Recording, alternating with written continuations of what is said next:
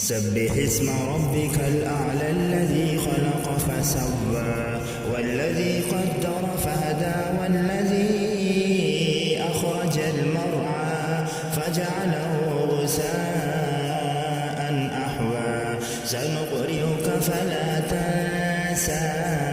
إلا ما شاء الله إنه يعلم الجهر وما يخفى ونيسرك لليسرى فذكر إن